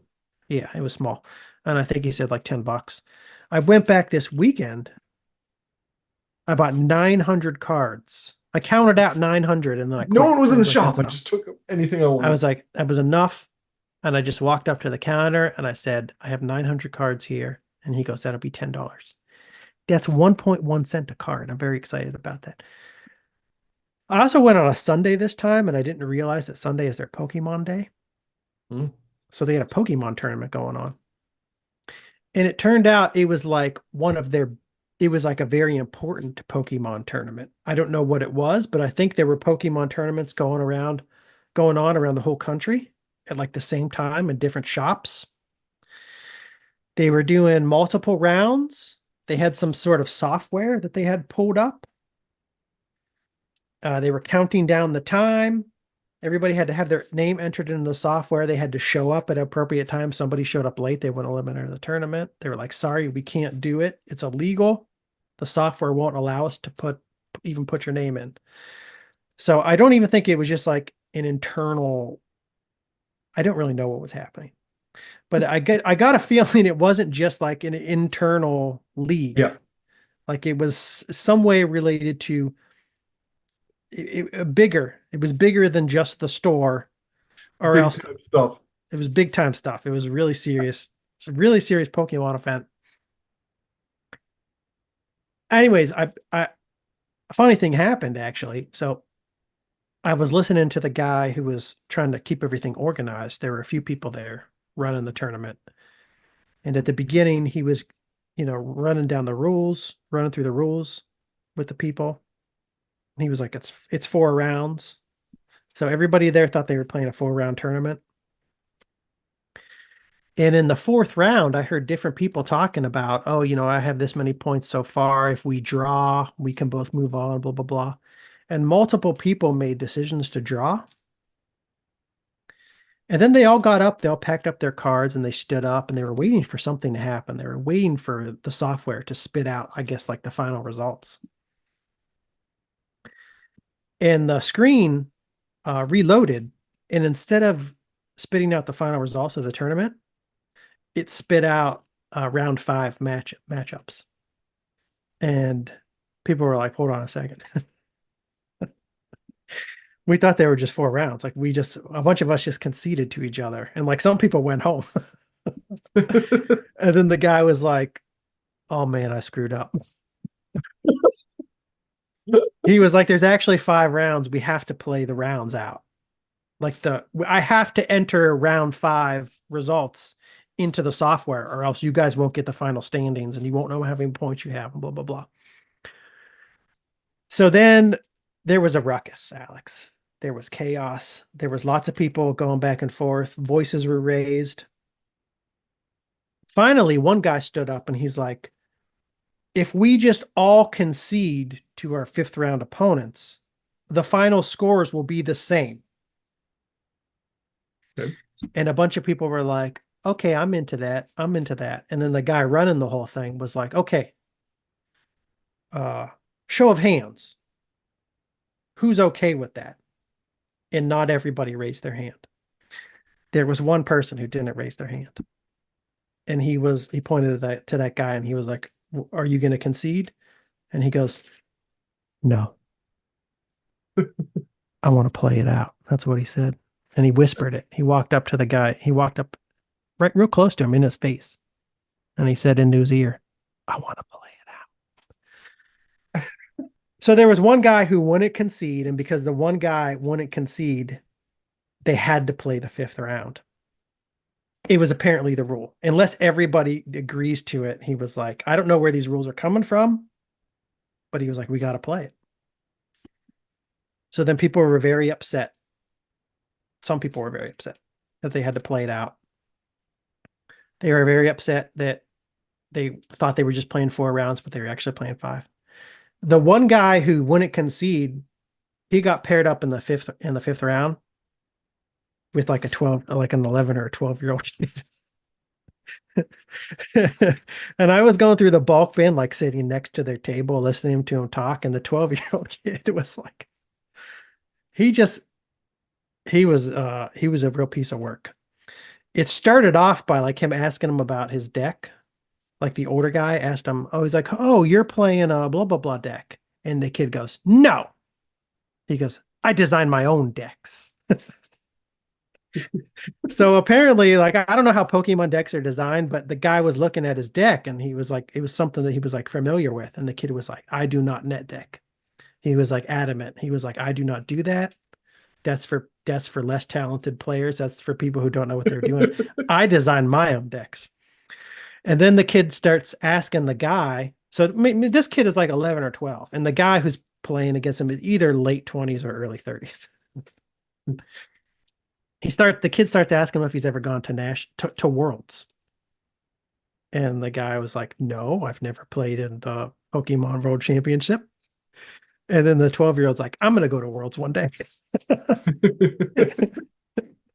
And he just started like, the kid wasn't harassing him, but he was absurdly He had the confidence of an 11-year-old kid. He was but absurdly confident for a 12-year-old. And the older guy was getting very annoyed. I can't remember all the things that this kid was saying to him throughout the course of the match, but the match started with like the kid saying things and the guy responding, like having a little bit of back and forth, thinking he would have a little banter with the kid and be nice to him throughout the course of the game. 5 minutes in, the guy just stopped. He stopped saying. Shut down. He shut down totally. He didn't say like another word to the kid for like the next 10 or 15 minutes. I'm not even sure. I wish I had paid attention to see who won. Because I really wish that the 30-year-old who refused to concede Yeah, ended up losing in the fifth round to the that's 12-year-old. that's really funny. I don't think that's how it worked out, but yeah. I am curious though, like I wonder if he just wish he had conceded and not had to play that 12-year-old in round Yeah. five. But anyways, there was a big Pokemon tournament going on. Meanwhile, I was just digging through the Magic bulk. There was nobody else there looking at Magic cards. Nobody was talking about Magic cards. I did hear them talking about one person. They were like, "Where is so and so? Why isn't he here for this tournament? I haven't seen him in however many weeks." And the one guy was like, "Oh, he went to Magic." And he said it with like disdain in his voice. Went to Magic, never to return. He's like, he's not playing Pokemon anymore. It must have been that damned Bloomborough. He's a Magic guy now. Yeah. But anyways, I found some good stuff in bulk box this past weekend. I found I showed off one of these last episode. I found one flailing soldier. Last episode I showed off one flailing soldier that I found a couple weeks ago. Now I'm close to a playset, Alex. I have 3 flailing soldiers. And this is exciting to nobody except for me. But you showed me the flailing soldier. I don't know how many episodes ago, 5, 6 episodes ago, when we did our review of pre-modern soldiers. And I was not that hyped about this card. And then we read a comment on Gather, which completely changed my mind about it. They referred to him as a tempo machine. Flailing soldier is 1 red, 2/2 soldier. Pay 1 colorless. Flailing soldier gets +1/+1 until end of turn. Any player may play this ability. Pay 1 colorless. Flailing soldier gets -1/-1 until end of turn. Any player may play this ability. And after thinking about it, and after hearing reading some of the Gather comments, it really did seem like a tempo machine to me. And I think this would be a really fun card to play in what I'm imagining being just a budget blue-red all tempo deck. Just play every cheap blue or red card that I can get my hands on that people usually refer to as a tempo card, like a memory lapse or something, or boomerangs combined with flailing Jackal cards like Pups, this. something like that. Is Jackal Pup a tempo card? I don't It's know. I'm Jackal Pup, I would call Jackal Pup an aggro card. yeah, This is going to get into a conversation about what is tempo. And that's another reason why I want to build this deck, because I want to play this deck and have people tell me that cards in it are not tempo. yeah. I wanted to start arguments at the table. I think of tempo cards as any cards that make somebody have to make decisions about their resource utilization. Yeah. This being one of that, like, okay, do I take my mana and put it into, or do I keep my mana open for something I might want to cast at instant speed or something when he's attacking me? Or do I devote my mana to taking his 2/2 down to a 0/2? Or sorry, killing his 2/2. Yeah. Do I use up my mana this turn to kill his 2/2? Yeah, I'm with you. You know, And I mean, like a card like this, what's cool though is that it makes them make that decision, but you're kind of starting like 1 mana ahead of them on it already. Like you summoned it for 1. If they want to kill it, they have to pay 2. Um, and if you summon it for 1 anytime after the first turn, which you very well might, now you can instantly pump it. So now they're going to need to spend 3 to kill it. yes. So I like that. I like that trade-off. I mean, obviously it's a card. You're losing a card if they do decide to kill it. So you have to, factor that in. But, depending on what the rest of your deck is doing, and if you can pump this card in other ways or protect it with some white cards, some Mothers of Runes or Shaman's Encore or something like that. That doesn't make sense. No, sorry. It gets -1 counters, doesn't take damage. Sorry. -1 counters. But you know what? As you were going through that, I was thinking to myself, remember when we talked about the phantom creatures? Uh-huh. And they have +1/+1 counters on them. Yeah, and they lose them as they take damage. Okay, this is going to be different though. Because remember, if you have a Anthem effect out with the Phantom creatures, they essentially become invincible blockers. Okay. Uh, I remember that conversation. because you remove the +1/+1 counters and they go down to 0/0, but then they have the Anthem effect, so they remain 1/1. Okay. And I was trying to think real quick if this would work with an Anthem effect, but it's a different story. It's not removing +1/+1 counters. It's applying a -1/-1 Yeah, yeah. to the creature. So even if there was an Anthem effect out, you could still take it down to 0/0 and kill it. Hmm. But I like this because it's a fast, pumpable creature that's, it starts off as a 2/2 for one and it's pumpable. And then, obviously they can counteract it, but that puts you in a decent starting position. Yes. Tempo in Magic. It's a term I think that comes from chess. I'm not a chess player, Oh, really? and I don't really understand. I guess I don't really know how chess players use tempo because I'm not a chess player. But when I think about tempo in Magic, I think about cards that allow you to do things sooner than people are typically able to do them, or cards that prevent your opponent from doing things on turns that they would typically be able to do it. So, like this is Flailing Soldier in my mind would be a tempo card because uh, a 2/2 for one red is already kind of above rate. Mhm. Plus, if you get it out on turn 2, you can have a 3/3 all of a sudden. Like it's above rate. You're typically not playing a 3/3 on turn 2 or a 2/2 on turn 1 most times. So it allows you to get something out earlier than you would usually be able to get it out.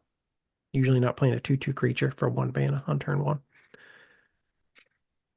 It could also be like negative tempo for your opponent because, like I said, they might want to feed this mana into your Flailing Soldier to give it minuses, but then that's mana that they might not be able to use for other things that they would otherwise do that turn. Mhm. So, you know, tempo card, tempo card. The rest of the cards that I want to show off today, they're almost all red. I found highlighting a bunch of red bulk that I bought. I wanted to talk about these together because they are all different red land destruction cards. And I want to get more into building land destruction, No, you don't. especially in premodern. No, no, you don't. What did you say? I said, no, you don't. Yeah, I do. What are you talking about, Alex? You don't want to face it, but I want to do it. And one that I found is Flowstone Flood. I believe we came across this on an earlier episode of the pod, and I was not so impressed by it. But then I did a little bit of reading, and apparently this was a real powerhouse at some points in Magic the Gathering. I think it was on a Resleevables episode that I heard. Uh, I'm blanking on the guy's name, but he's Basic Mountain. Why don't I know his name? He's at Basic Mountain on Twitter. He's a famous red deck player. At Basic Mountain. Twitter. Oh, Patrick Sullivan. Yeah, Patrick Sullivan. I think I heard Patrick Sullivan. I have to go back to the episode and really listen to what he said about it. But he was talking about this card like it was a major mistake to ever print. Hmm. And that in some cases it was just way too good. Like if you got ahead enough in life total or resources and then you got your Flowstone Flood out, that was like game over. Flowstone Flood, for those listening, is 3 colors, 1 red, destroy target land. It's an overcosted Stone Rain as a sorcery. But it has buyback, pay 3 life, discard a card at random. That's a lot Yeah. to pay.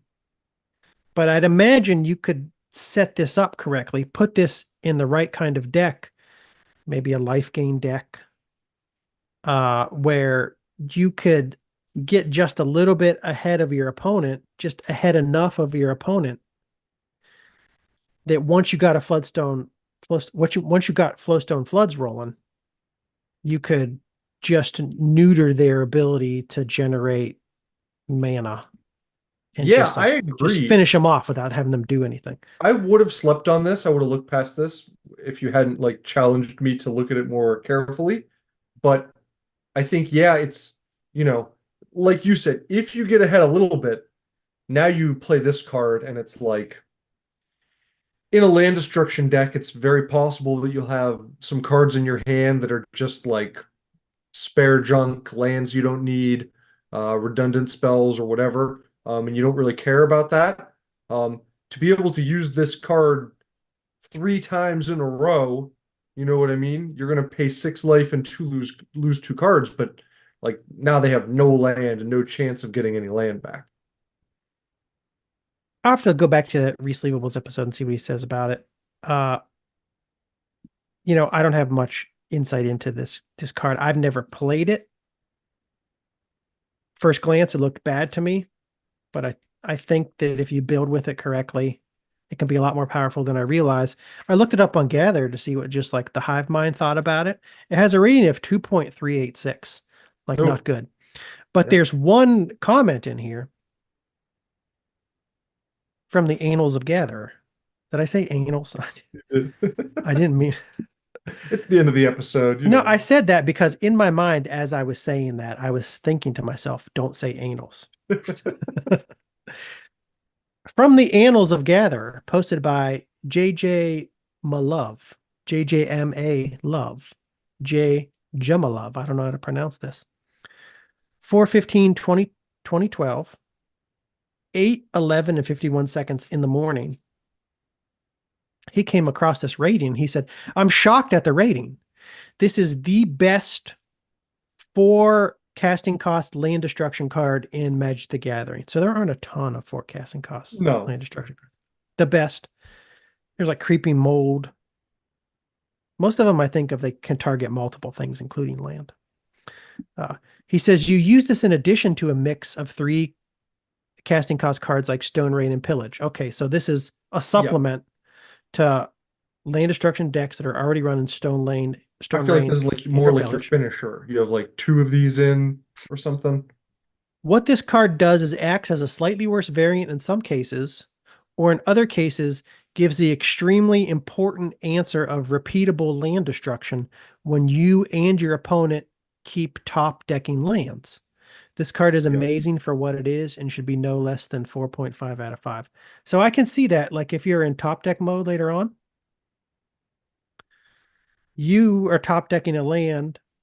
Let's say you got 5 lands on the board. You don't really need many more, if any more, to do what you want to do.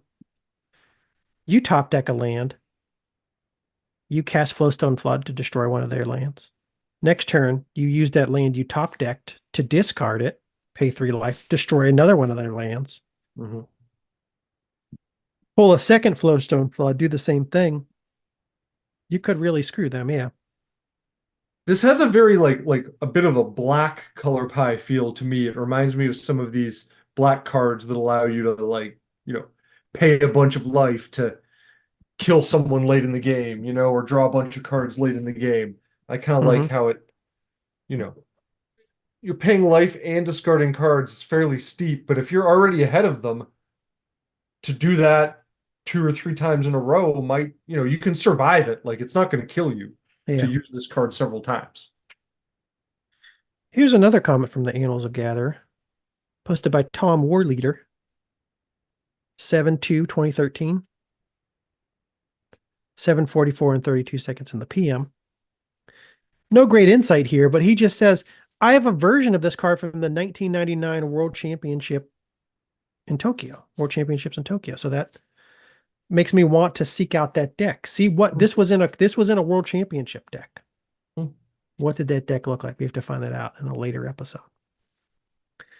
Once I find that out, I will build that deck with the 4 Flowstone Floods that I just purchased for 1.1 cents a piece.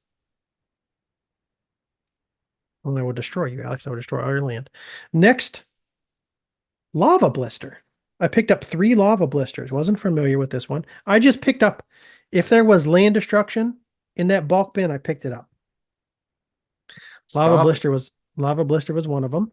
It is 1 colorless, 1 red sorcery.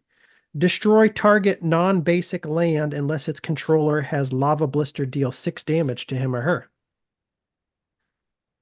There's a lot of non-basic lands people running in, especially top tier pre-modern decks. I don't think I knew about this card. I didn't either. But you know That's what? pretty good. I'm happy to blow up one of your non-basic lands for just 2 mana or Yeah. take 6 damage for just 2 mana. Mm-hmm. What does Gather have to say about this? I never see anybody play this card. Maybe we just sideboard it. Yeah, like I wouldn't put 4 of them in or anything probably, but like as a blend, like a part of your land destruction spells.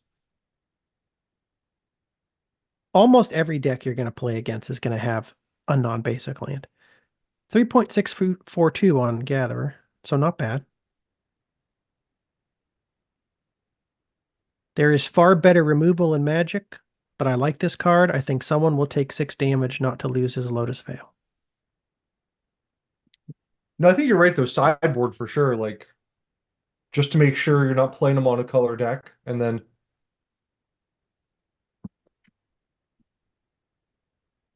So I got to think about this one for a little while, but I don't hate it. I definitely don't hate it.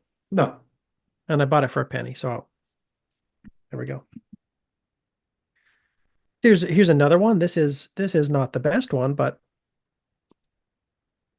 again, I'm just trying to pick up all the land destruction I can. Lay Waste. I wasn't familiar with this. This is a common from Urza's Saga.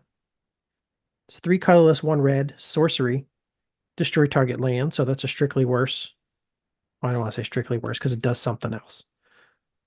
It's a worse Stone Rain, but then you can also cycle it for 2. So, cases where you might want to cycle some stuff. Mhm.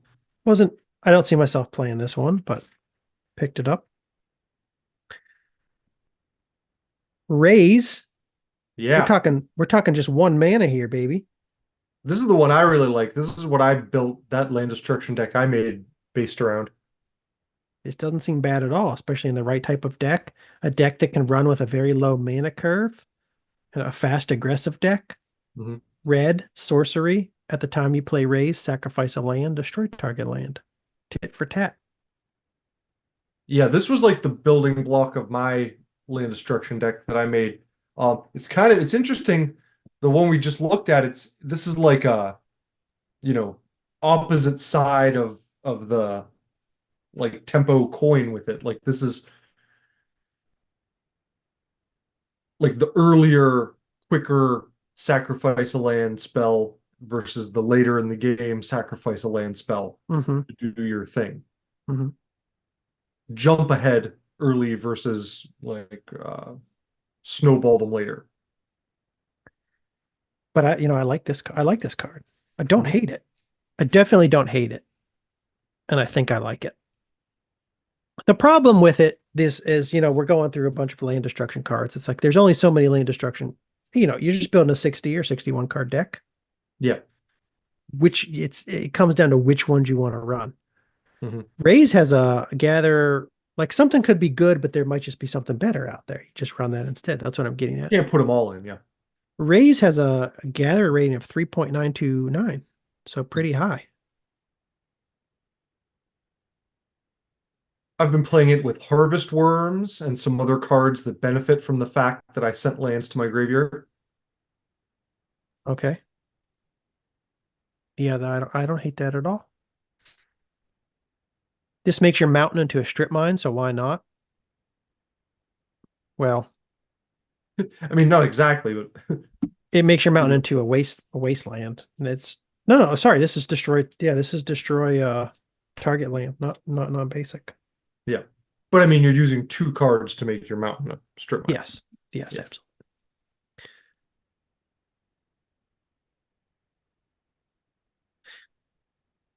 Anyways, I like Rays. Next, I picked up a couple Shivan Harvest. This is a different type of land destruction card. It's a land destruction enchantment. Again, we have repeatable land destruction, which I tend to underrate. I underrated it the first time I saw Flowstone Flood, I think. I underrated it with Dwarven Miner. Oh, First time I yeah. saw Dwarven Miner. But Shivan Harvest, different type of repeatable land destruction. It is it's an uncommon from Invasion. One colorless, one red enchantment. Pay one colorless and one red, sacrifice a creature, destroy target non-basic land. It's fun. Hmm. Fun for some kind of token generator deck Hmm. Or a black-red deck might be or nice. black red deck. Here we're getting into another low casting cost land destruction spell, but one that you also have to sacrifice something for or sacrifice something to. Uh, Tremble. This is not as good as Raise. One colorless, one red sorcery. Each player sacrifices a land. So with Raise, one is just one mana. Raise also, you get to destroy a target land. You play Tremble. The player gets to choose which land they sacrifice. yeah. I feel like the only way this would really be good is if there were more lands that were not targetable. Yeah, that makes sense. I picked up two. And then here's another one that I like. So I think I like my favorites are probably Raise, Flowstone Flood, and then this next one, Turf Wound. You played Turf Wound against me before Yeah. too. Uh-huh.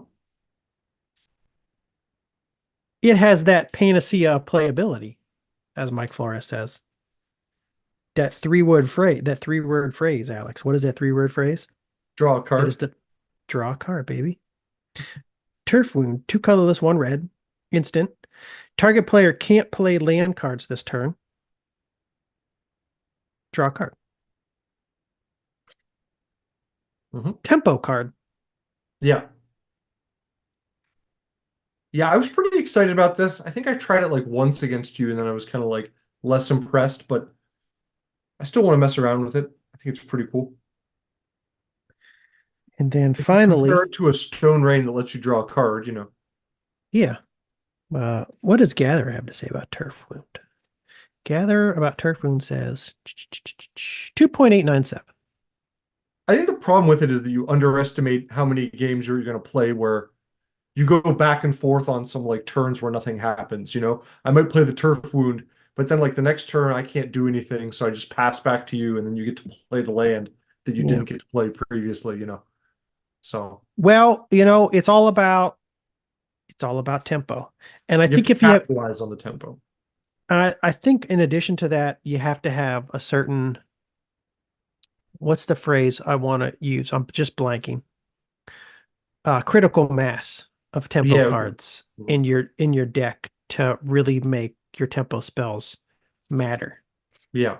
Like maybe if you're just running some turf wounds in just a standard deck, It's not going not to do that much. great.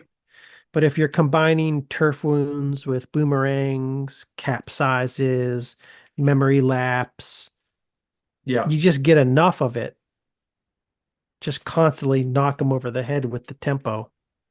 I don't know, but I want to play a deck like that and Uh-huh. see what Me I too. can I do like with it. bounce spells. They're intriguing to me.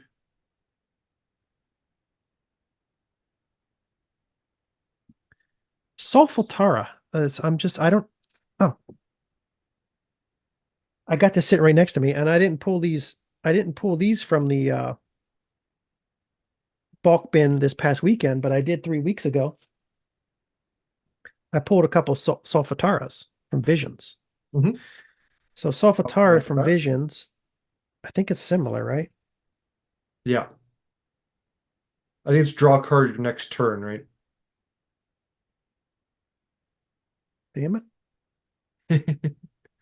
Solfa. What am I doing? I have it right in front of me, Alex. Oh, Solfa. Okay. Sol. Solfatara. There we go. Phew, that was tough. It is getting late. I'm blaming that. I'm blaming the time.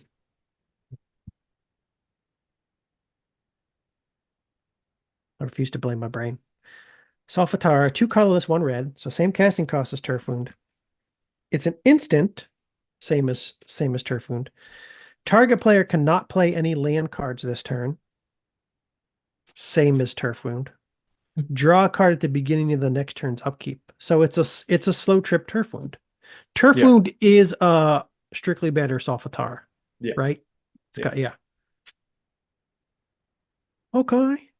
But if you Some want 4 of them or 5 of them, or you know what I mean, yeah, more yeah. than 4 of them in your deck. Somebody on Gatherer points out that Turf Wound has a lower Gatherer rating than Solfatara. That's weird. It's just probably just like a timing, probably. Turf Wound. Well, I mean, you're taking an average of like a small sample of random people rating it, so you know. I'm also just thinking about when in time people would have actually gone on to Gatherer to rate both of these cards. Yeah. So Visions was an earlier time in Magic, less powerful.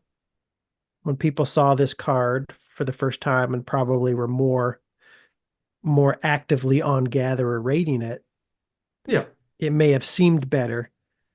By the time Invasion came around, they had already been through like Urza's block and much more powerful cards. And the people then seeing it for the first time going on Gather to rate it then probably just rated this type of spell lower. Could be. Could be due to power creep and the time at which people got on Gather to rate these cards. Uncontrolled Infestation is the last red bulk land destruction card I want to talk about. It's a common from Scourge, 1 colorless, 1 red. Enchant land. Uncontrolled Infestation can enchant only a non-basic land. When it becomes tapped, destroy it. So not that great. I just bought it. And then actually, Alex, I want to show off the highlight of my bulk purchases the other day. As you know, this year I've been building an old frame only ATOG focused commander deck. It is called a deck. My commander is a Tog. And when we were building this deck, when we were building our decks this year, and I was talking to you about a deck, I was trying to figure out if I should put in any modern frame cards. I was considering it. And I was like, no, I think I want to keep it old frame, but I might sprinkle in one modern frame card because it was too damn cute. Kind of wanted to I put know it what you're going to talk about now. And I was digging through the bulk boxes and I picked up a stack from the bulk. And guess what was staring me right in the face at the front of the row? Making little googly eyes at me, Alex. Guess what it Was was? it some sort of amoebotoid? It was Amoeboid Changeling. Amoeboid.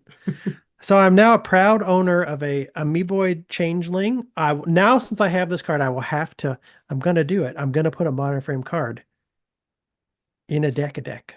So I can no longer say it is old frame only.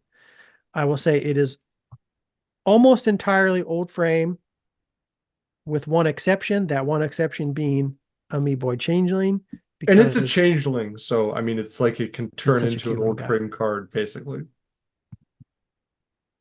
That's actually a good point. I should get somebody to alter it for me.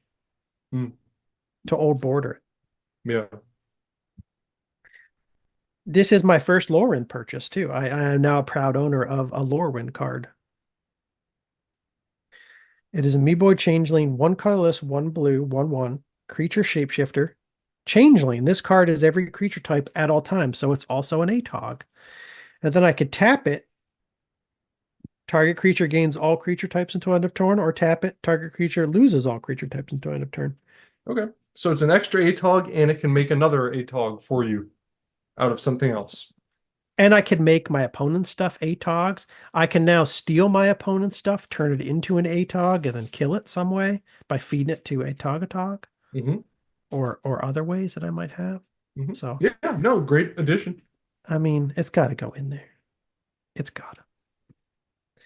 So cute too. Anyways, it's just an incredible card. You just want to give it a hug. I want to go on adventures with it. That's what I Yeah. want to do. Yeah. This way, Steve.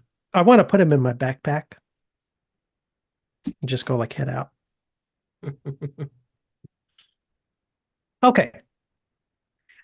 Alex, that's the end of segment 2, and I think that brings us to the end of episode 99 of the Old Mage MTG podcast.